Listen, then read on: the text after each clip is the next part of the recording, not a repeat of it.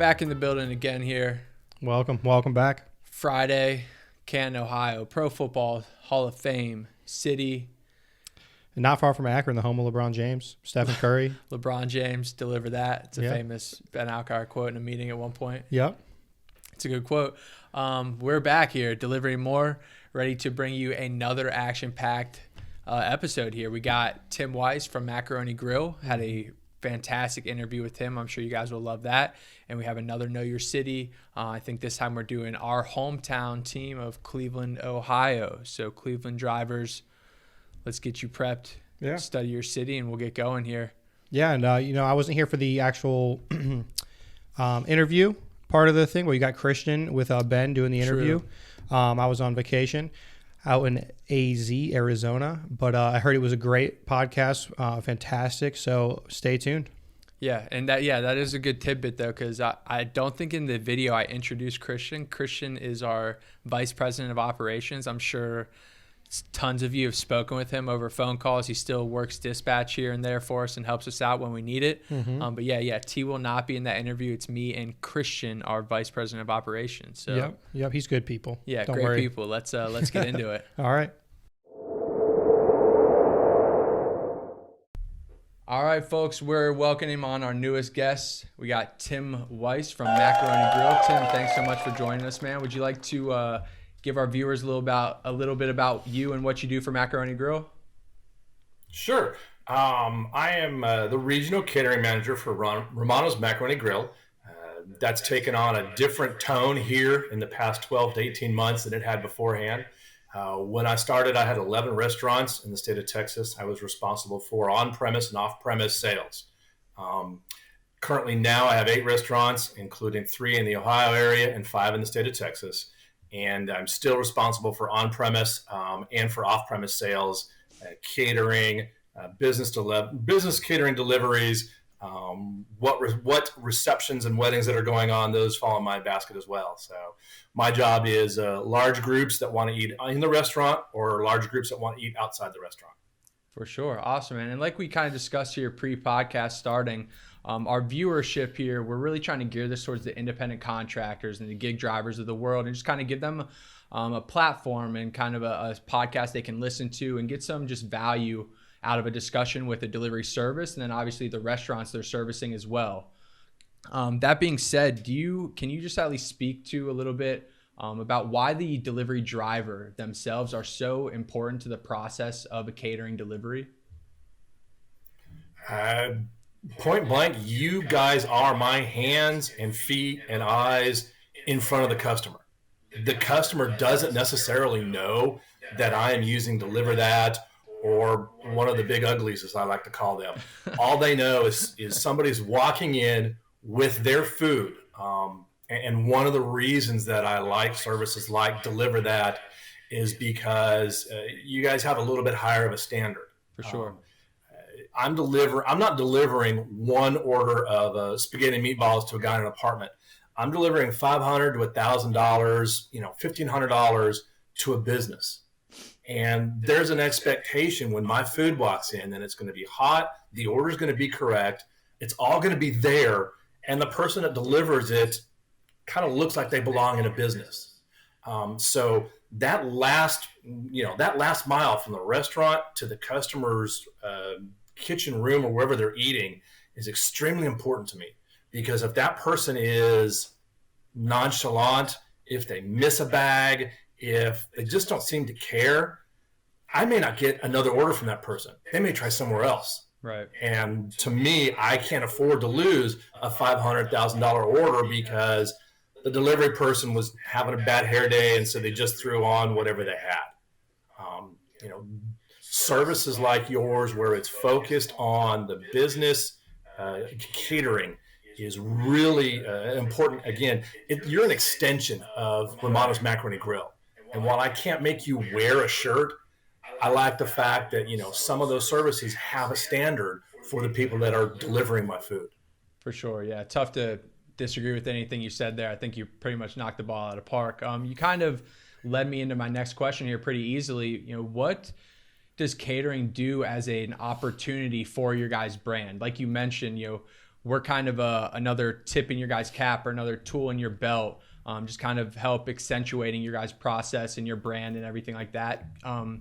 The catering business, like you said, you're getting large orders in front of multiple groups of people. These aren't single bags of food going to one person. These are deliveries going to 30, 40, 50 plus people sometimes. So can you speak to the opportunities that, like the ROI you actually get on a catering delivery that goes really well?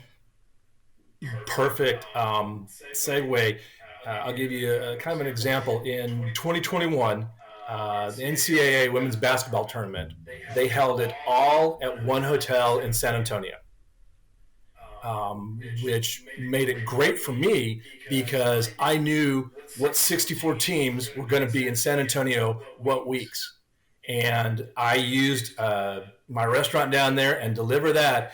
And the orders had to be literally delivered in a specific way to a specific hotel at a specific time. And when that happened, when I got one team right and the next team right and the next team right, as the bracket shrank, the teams quit ordering from anybody else but me. I actually fed 3 of the Final 4 women's NCAA basketball teams. And now those teams call me when they're coming into town at my other restaurants. So if they go to play UT, they will call and have food delivered from the Round Rock restaurant. I have a restaurant in Fort Worth. They'll go to play TCU. They will have meals delivered at the hotel, or they'll come on site to eat. So it was absolutely huge for me to be able to target that group of teams over and over and over. And the nice part was I think I had several drivers who did multiple deliveries. So once a driver learned, okay, you go to the hotel, you call this number, you wait in this line, they come down and take the food from you. When those orders came back up, like I said, I had a number of them grab the same orders. That is paying dividends. I mean, I have at least 2 teams a week that order from me, either delivery or in the restaurant, that are related to that 64 teams that met for the women's basketball tournament a year ago. So the ability to be able to deliver on time correctly and not miss a bag. I can't deliver 30 out of 35 meals because then 5 people don't eat before game time. Mm-hmm. That ability has paid huge dividends for me. Same thing with corporate deliveries. When you're taking in meals to doctor's offices, they only have a certain amount of time to eat. I can't have the delivery be 20 minutes late, 30 minutes late, 40 minutes late, because the pharmaceutical rep is there waiting on the food. Right. So knowing that I have a little bit higher of a standard of person who's delivering that food, and I've got the tools to track them, I can go on and see, okay, hey, my driver's at the store. Wait a minute, he should have left 5 minutes ago. I can call the store and say, hey, why isn't that driver out of here? And make sure that that driver gets an opportunity to be successful in his delivery, because it's also about the tips. I want to make sure that the driver's got the bags he needs to go, take where he needs to get to, so when he shows up and drops it 5-10 minutes early, that customer's like, wow, this was great service. They either call me back or email me back, hey, add $20 tip to that guy. He was great. I love it when I get that kind of feedback. So I can give the money to the driver, makes them watch for my orders, but it also lets me know that the customer, I'm going to get another order from that customer, and another one, and another one, and another one. All it takes is one bad delivery that's 20 minutes late, or they miss a bag, and I don't see business from that customer for 6 months. Yep. That's a really cool story, and the biggest thing that came out of this to me is you have no idea how many restaurant brands that we speak to who don't necessarily have that same perspective that you just had towards the end of that, which is if you can do things on the store side, packaging wise, or instructions for the driver, anything that makes the process smoother for them, anything that makes it a more lucrative financial opportunity, that's how you get drivers coming back to the same stores, the same restaurants. And honestly, the higher the standard is that we have for the driver, the higher the standard that driver will have for the restaurants. So there are times where we hear horror stories that happen at a restaurant and drivers will never take deliveries for that brand again, even if it's, hey, that was a different location. No, I'm never taking any more from X brand, and it's strictly because they had a bad experience with one of their locations. Sure. I think anybody who's in catering sales, outside sales, needs to drive deliveries for 2-3 weeks. Amen. You have to be able to wild when you understand. say something You like can't that. say XYZ office building.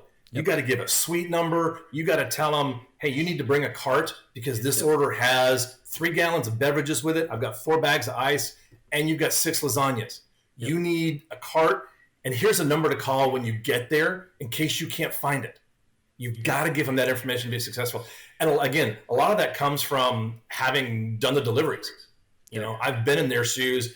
I've, gone to the restaurant, grabbed the food, taken it out, can't find the office building. It's not labeled, or, there's no way to get in. So the more information that I feel that I can give in that set of instructions, that way when the person gets it, they can read the set of instructions. And there's even times when I will text the driver and go, hey, listen, this is Tim with Romano's Macaroni Grill. Hey, it's my order that you're taking. I know this complex. I know this hospital building. There's 17 different buildings and none of them are labeled.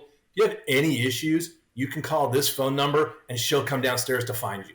Yep. And just understanding that the easier you make it for the driver to do what you need them to do, the better experience everybody has.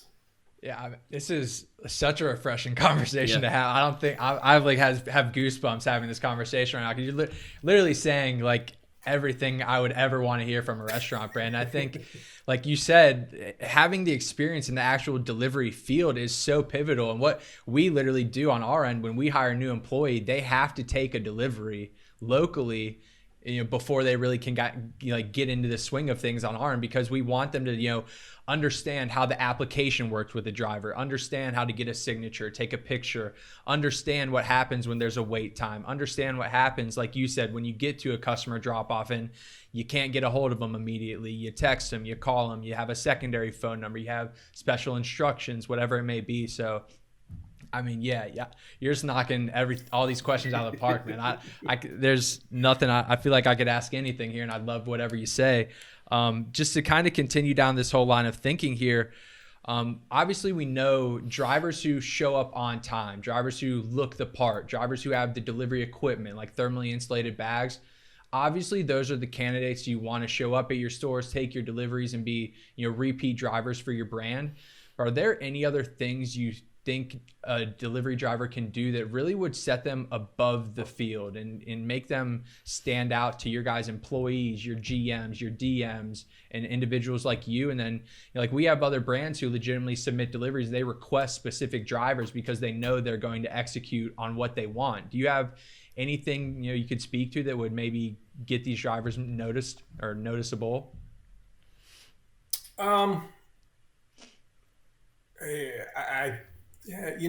It's interesting when I get feedback from a customer. That's when I go and look at who the driver was specifically.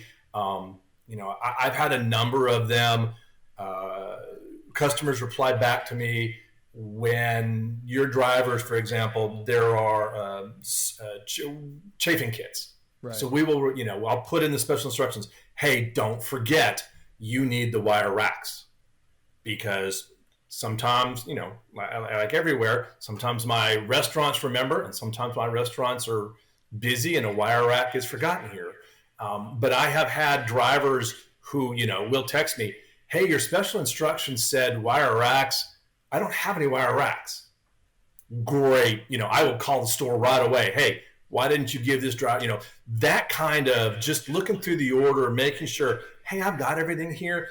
And the setup. I think a lot of times, about half the customers will let the orders come in to be set up. About half the times they will just take it from them and set it up themselves. Having drivers that are, conscious enough to go, okay, salad goes here, food goes in the wire rack here, cookies go at the end of the table here. Just having that experience, knowing kind of what that should look like. That's the kind of driver that I want. That's the kind of driver I will seek out, and I'll use your tools to go back and put the feedback on the website. Hey, so-and-so was great. Especially if I get comments from the customer themselves. I will try to send that back up to the dispatch because I really want those guys to know, hey, we appreciate what you did. Here's your extra $20 tip the customer put on here.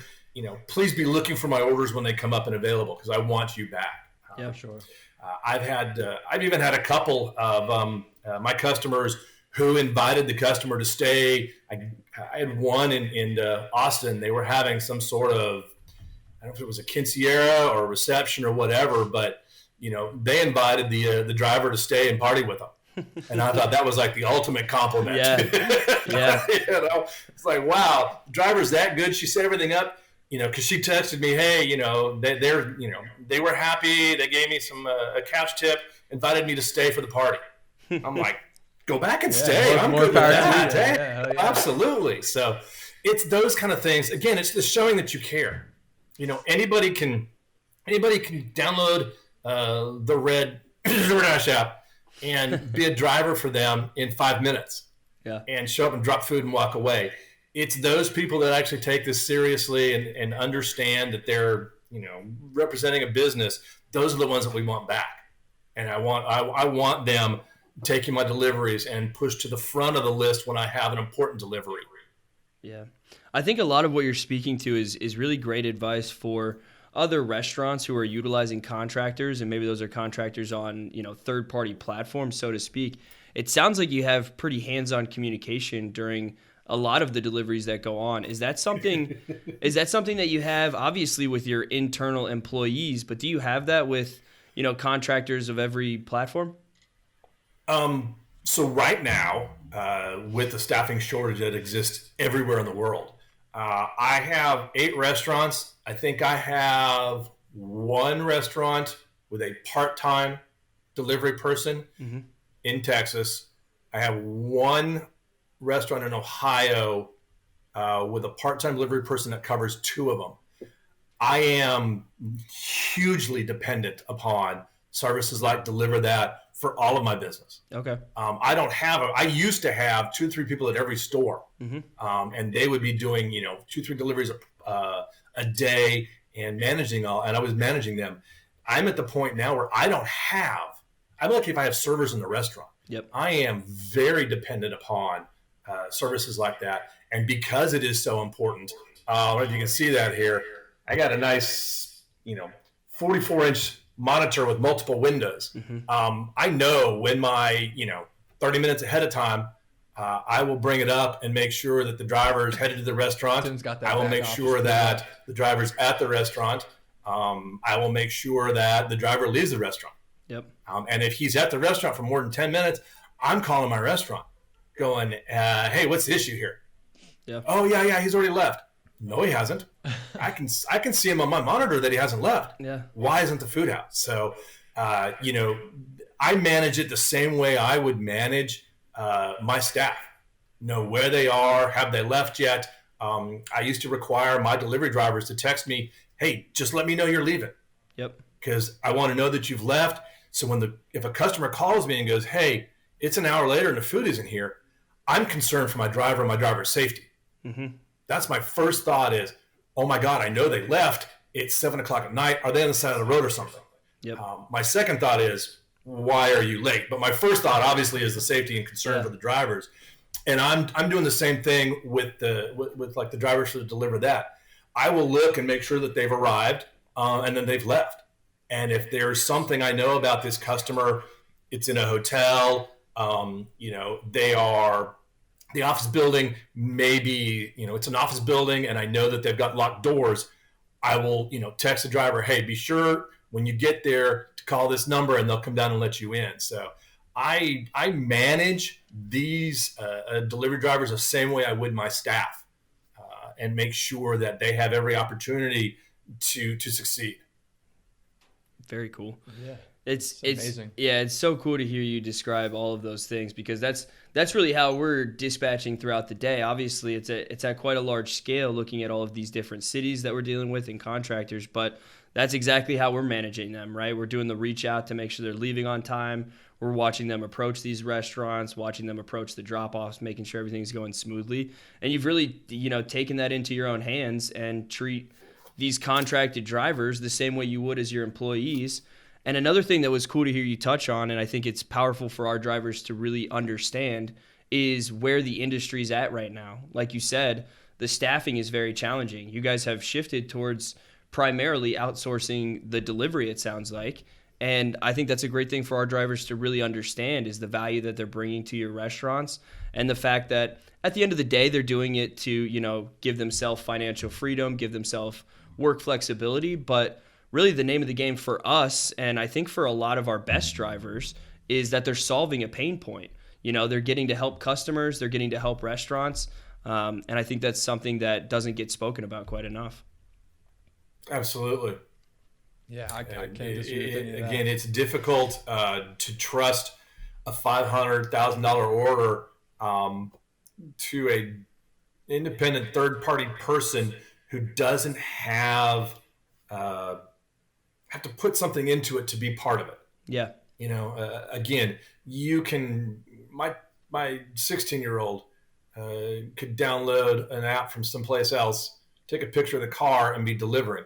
Yep. I wouldn't trust my 16-year-old with one of my catering deliveries. Yeah. You know, I'll trust him to serve salad at the full service I take him to. Yep. But I wouldn't trust, you know. So the fact that you guys seem to have a little more of a professional person that is downloading your app, becoming a driver on your platform, and understanding what they're doing, I think is also advantageous. Another reason why, you know, when I'm looking at a delivery, you know, my first thought is, okay, how do I slide this over to deliver that and make sure it gets done right? Yeah, love to hear that. That's amazing, all of it. You have anything else you want to touch on?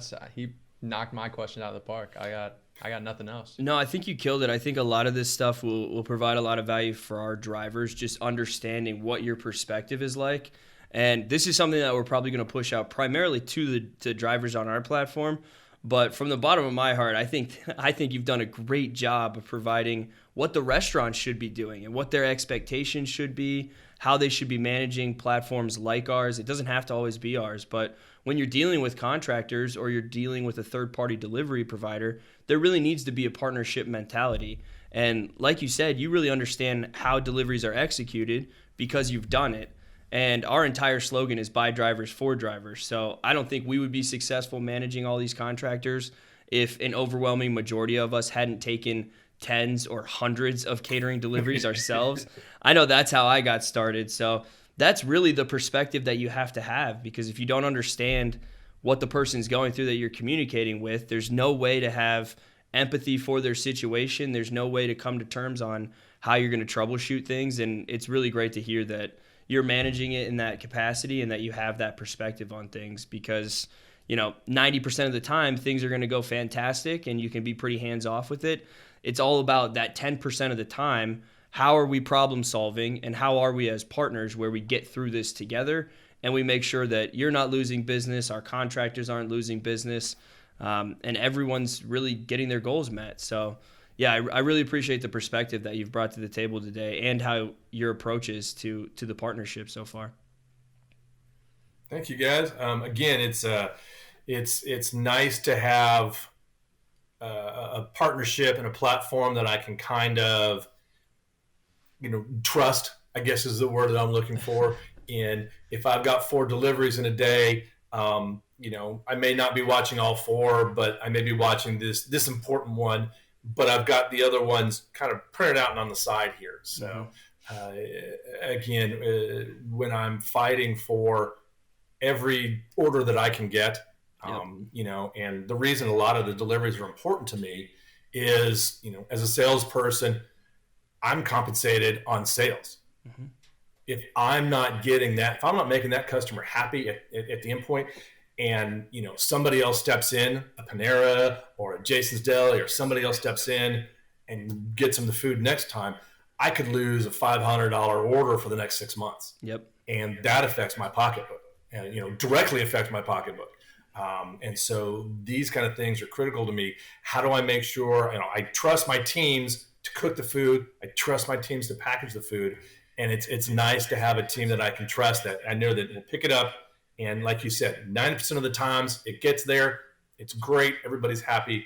And that 10% of the time we can troubleshoot and make sure that the customer understands, I care that it wasn't perfect, and here's what I'm doing going forward to make sure it's better next time. Yes, absolutely. And that's the name of the game. So Awesome. Appreciate your time so much, Tim. Yeah, do you You Tim, bet, guys. Thanks very much. Before we go here, Anytime. do you have a way, anyone who wants a catering delivery, any way they can get in contact with you, any social media you'd like people to take a look at? I don't know if Macaroni Grill's big on Twitter or Instagram or anything. I don't know if you need some followers, but yeah, we've got a website, macgrill.com. You can go on there and place your catering orders. It'll get forwarded to me. I cover Texas and Ohio, so if anybody needs anything in Texas or in Ohio, it's Tim, Tim, Weis at macgrill.com. awesome. So feel free to shoot me an email. Or go on, like I said, go on the website. If you put a request in, hey, you're looking for catering in one of my stores, it'll flow right to me.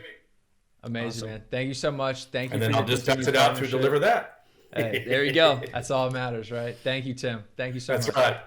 Thanks, Tim. guys. Have a great day. All right. I mean, how do we feel about that one, T? I mean, I got a chance to look at it, and I don't know. It was one of the better interviews I think that we've had with catering managers and whatnot. I want to say better, but it was just very interesting. Yeah, I think realistically, as much as we're trying to bring value to our independent contractors and gig workers here, we're hoping to watch these interviews. A lot of things he said would apply readily and almost immediately to a lot of restaurants who utilize Deliver That and other services as well. Like you saw, he even showed his setup and like how he views our deliveries going on at home. He's calling his stores, calling the drivers, checking in on them. I think the way he operates his business specifically with Macaroni Grill is almost the ideal partner to have. You know, he's very hands-on. He cares, he's in it, you know, aggressively watching it every single day, making sure everything goes off without a hitch. And it's just tough to ask for much more than that from a guy like him, who's obviously way busier than we can imagine, I assume. Oh yeah, absolutely. And I really liked the story that he had about the Final Four. Yeah. I built up all that business just from, and it was awesome to be a part of that.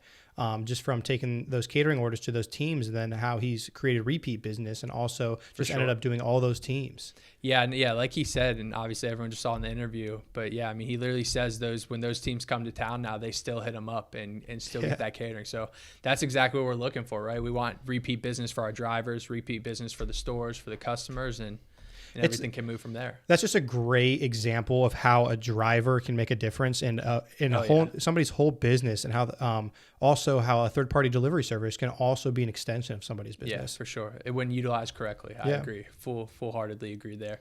All right, man. Well, we got a Know Your City here. Let's get in that. I think we're doing Cleveland, Ohio, let's baby. get That's that wheel hometown. spinning, and we will pick out a driver here. All right, Jim. Let's give that wheel a spin there, bud. All right, spin it up. All right. We got Earl Z. Earl. That's a Earl. good guy. All Yeah, right. that's a great guy to call. So we're gonna give Earl Z a call. Give him these 3 questions. We got some good questions. He could get them. We're gonna be multiple choice today. All right. Let me pull them up here. Ooh, right here at the top. All right.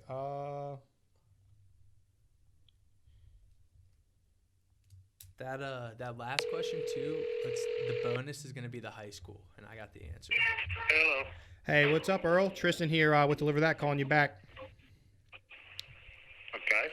Hey, man. So we got you on the DeliveringMore Know Your City podcast. It's a game show we have here where we're going to ask you 3 questions. These ones are going to be multiple choice about the city of Cleveland. And then for each one you get right, you get $5 incentive on your next delivery. And then if you get all 3 right, you'll get a T-shirt shipped your way as well. Wow. All right. You ready? You're good for this? That'll work. Yeah. Let's get it, It's Earl. good. All right. We got me and Ben here, by the way. So, all right. First question here. I'm just going to be multiple choice on all of them. Cleveland was the first city to have what? So the first city to have what?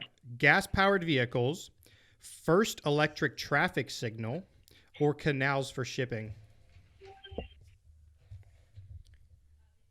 You want an answer for all three or just one? No, Yeah. those are the choices. Yeah, Earl. yeah. Which one of those were we the first to have? Gas-powered vehicles, first electric traffic signal, or canals for shipping?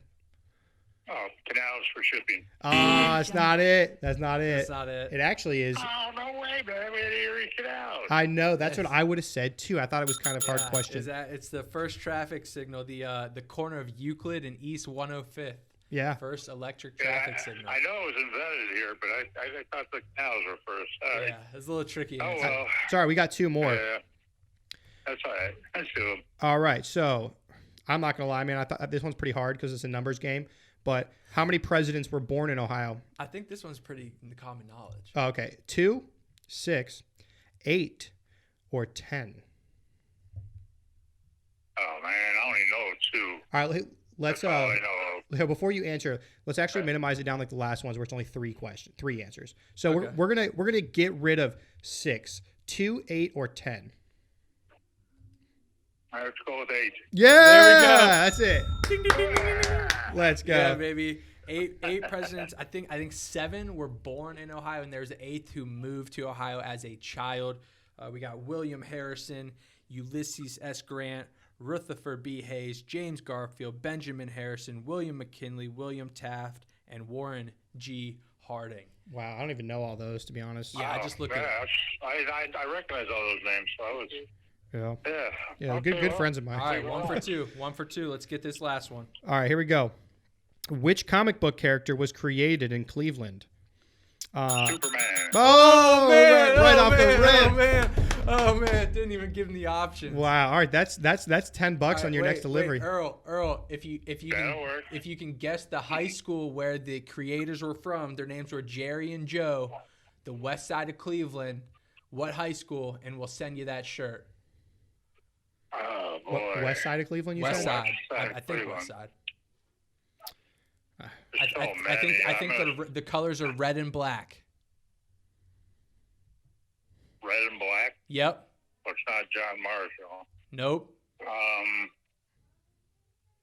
West Tech. No. Which one is it? It's No. Glenville High. Glenville. Yeah. Is that still around? Yeah, I don't they're think pretty so. good at football every year, I believe. That's where I think, man, there's been a few good players out of there. So That's where Earl Zodi went. yeah, Earl Z, baby. I went to Marshall.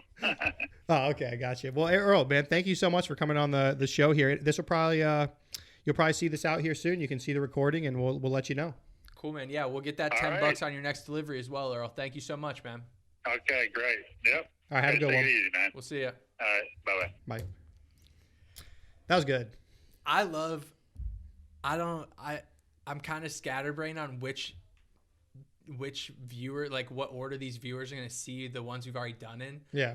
But I know the guy in Vegas, he got our first question right, like without us even giving the options. I love when these drivers get the questions right without us even giving them multiple choice. Really gets me going. Yeah. I mean, I'm not gonna lie. The first two questions I literally would not have known. I would have went with canals too, just because we got Canal Fulton, we got the Erie Canal, all that kind of stuff. Well, that's why they call it that. Random township we live near. No, but that's why they call it, because of the canal. Oh, yeah, That's why they call it that. But he got 2 out of 3, which is pretty awesome. In that high school question, that would have been an absolute automatic shirt. Well, I thought, he knew Superman very quickly, so maybe he's a comic book buff and happened to know. I don't know. You never know. Yeah, but that was awesome, man. Happy that Earl Z could come on the show here and have a good time with us. Yeah, as always. Yeah, we love having you guys on. I'm sure if you haven't had your city mentioned or you want to be involved, let us know. Comment. Yeah. Hit the website up, ideliverthat.com/podcast. Let us know you want to come on and do the segment. We'll gladly get you guys up here. And we'll have more segments coming out too. If you guys have any ideas too for segments, definitely feel free to leave them on our page to any ideas you want to do. We'll be happy to look into them. But we'll be coming out with some more that also has some engagement with the contractors out there. So yeah, for sure. Yeah, we're trying to do segments that keep you guys involved, right? We don't want to just present you guys more information that you either care about or you don't. We really want to get you guys involved in the podcast, have you guys as guests, whether it's video, audio, whatever, and that's what we're trying to do here. So yeah. Also, if you think our questions are too hard, just leave a comment. Yeah, whatever. We're not asking what the ABCs are. Right? No, it's true. It is true. You have to know. You actually have to know your city. Yeah, you gotta know the city. Yeah. Yeah, what that's it's fair. for. Yeah, I agree. All right, well, let's wrap it up then, T. All right. I mean, like always, I already mentioned the link, but again, Jim will throw that link in the bottom of the video, ideliverthat.com/podcast. Submit to be a guest, submit some questions, sign up to be onboarded as a driver onto the Deliver That platform. Leave comments on the YouTube channel if you're watching this video feed. Like, share, subscribe, whatever you guys can do to help us get this in front of more eyeballs. We obviously would appreciate that as much as possible. And we'll try to continue to bring value to you guys and your daily lives as independent contractors. So thank you guys again for viewing this and joining us. And we will see you next Friday. Thank you all. Over and out. See you.